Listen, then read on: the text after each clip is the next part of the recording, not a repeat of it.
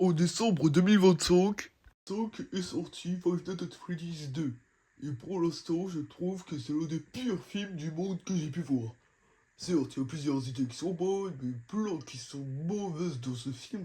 Pour vous expliquer, d'habitude, quand je vois un film, et je ressors toujours avec une bonne note. Je trouve toujours de bons points, mais alors là, c'est le premier film où, lors du premier visionnage, j'ai été horrifié tellement que c'était nul.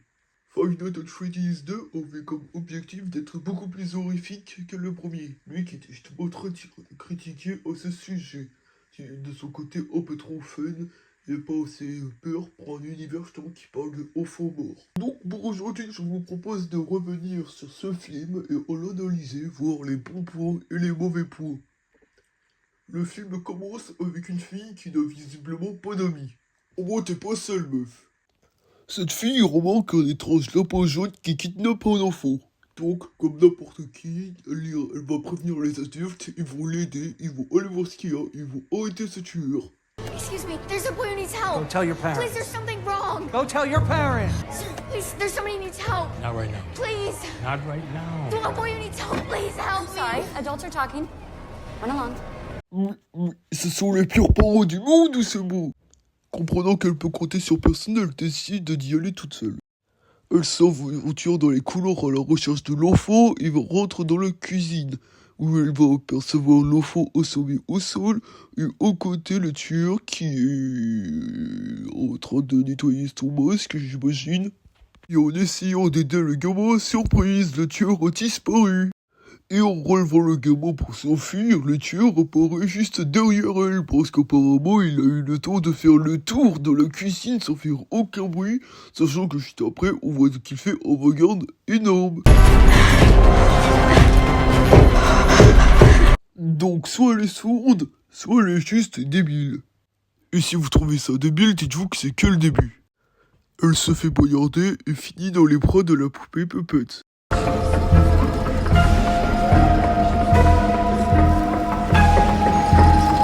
20 ans plus tard, on découvre que la copine de la fille qui s'est fait poignarder n'est autre que Vanessa, qui s'est remise des blessures de son père dans Five Nights at Freddy's 1. Mike a été traumatisé par ce qui s'est passé dans FNAF 1 et a mis encore plus. Then Chica tried to shove me into a springlock suit. But then Mike came in and he had a taser and he shot her in the face with it. I ran for the dining room, just as Foxy came off the stage and started chasing me down. Bon, apparemment, Abby, elle s'en sort bien. Abby décide de partir à la pizzeria pour retrouver ses amis, puis il n'y a plus personne, ils se sont tous cassés, et Mike décide de lui offrir un talkie-walkie. Après, on enchaîne sur le meilleur moment du film, où une bande de chasseurs de fantômes se feront tuer par les animatroniques, et ils ont été emmenés ici par un certain employé de nuit qui s'appelle Mike, qui a l'air d'avoir un étrange lien avec cet endroit. Welcome back, Charlotte. Puppet décide de posséder la fille et décide de tuer le gardien de nuit. Attends. Comment ça posséder? Quoi? Du côté de Mike et Abby, le talkie-walkie de Abby décide enfin de fonctionner. Mais malheureusement, c'est pas une bonne nouvelle. Elle est alors attirée à la pizzeria du nouveau film où elle va donc rencontrer les nouveaux animatroniques. Bon, maintenant Puppet être réveillée, elle décide de tirer Abby justement dans la pizzeria. Et va... c'est quoi l'objectif en fait?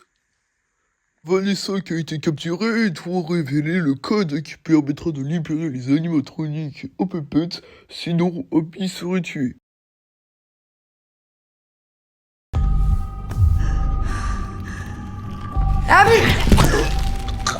Abby libère les animatroniques et le carnage peut enfin commencer. Mike se rend à la pizzeria, va savoir comment il l'a trouvé et il retrouve Vanessa. Are you okay? Vanessa informe rapidement Mike de la situation et décide de se séparer.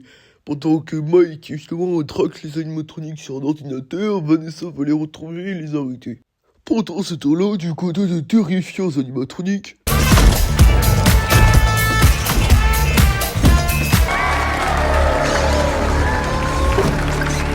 My name is Bonnie. terrifiant, hein? Chica se rend compte qu'il y a une douille dans le système et décide d'activer les Wizards.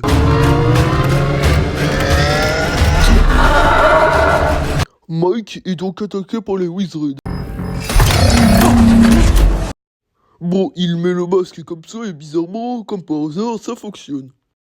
Et là, c'est ce que j'aime pas du tout, c'est le fait que d'un coup, là, Mike, il essaye le masque et bizarrement, ça fonctionne. Il n'y a eu aucune intuition, à tout moment, ça fonctionnait pas, il se faisait tuer. Et pendant ce temps-là, du côté des animatronic toys... Bon, Mike décide enfin de couper tout système avec les robots. Mais il se rend compte qu'il y en a encore un qui bouge. Le pire, c'est que cette personne est chez lui. Vanessa se rend donc chez Mike et fait face au pire truc du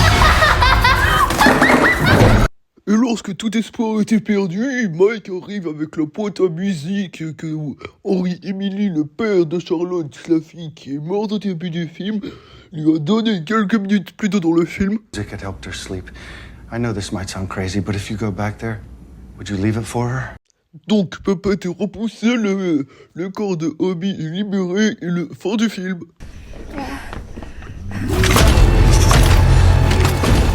Bon, les animatroniques se rassemblent chez Mike et le grand méchant fait son entrée. Knock, knock.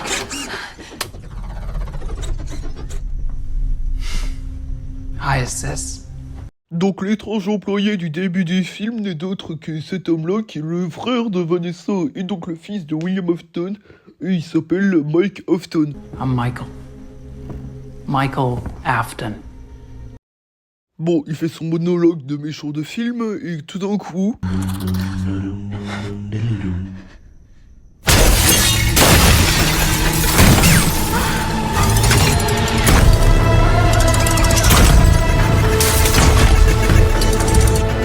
Les animatroniques du premier film viennent les aider.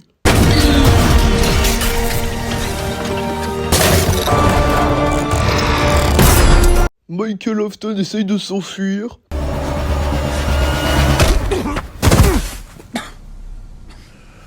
Where you think you're going, jackass? Et les animatroniques qui n'ont pas été conçus pour survivre à l'extérieur de la pizzeria meurent. Et avant de mourir, ils avertissent Mike qu'ils ne pourront plus le retenir, mais Mike est trop débile pour comprendre de qui il parle. Mike, Yeah. you should know that when we leave, I won't be able to hold him anymore. Who? Vanessa veut les suivre, mais Mike est trop débile pour l'accepter. I can't trust you. Come home. I am home. I can't trust you. Et Mike remporte la place du plus gros connard de Five Nights at Freddy's. Et comme il n'y a pas assez de Homer, de Puppet prend possession de Vanessa et c'est parti pour un deuxième round dans le prochain film.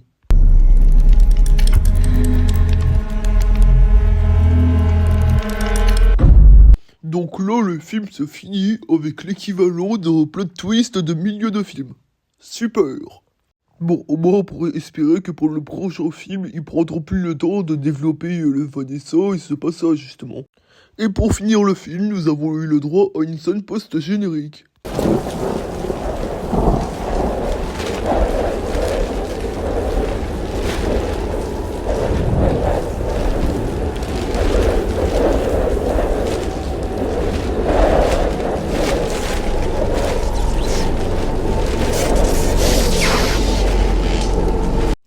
Et donc dans FNAF 3, nous allons retrouver Springtrap. Pour conclure la vidéo, je vais dire finalement donc mon ressenti final sur FNAF. Selon moi, il reste très nul comme je l'ai dit au début. Et dès le début, en fait, on voit qu'il y a du fanservice et tout. Bon, parce qu'en fait, tout le film, c'est du fanservice. Mike qui met le masque et tout. Au début, on voit une bande d'arcade en référence au fan game 9-9. Le fait que Mike, au moment il a un rapport, il se plaint qu'il n'y ait pas de porte pour se protéger. Alors que pourtant, dans le premier film, ils n'en avaient pas servi des portes pour se protéger. Franchement, c'était juste un film pour le fanservice et qui est très mal fait. En tout cas, j'espère que cette vidéo vous aura plu. N'hésitez pas à vous abonner, à lâcher un like. Et moi, je vous dis à bientôt pour une prochaine vidéo.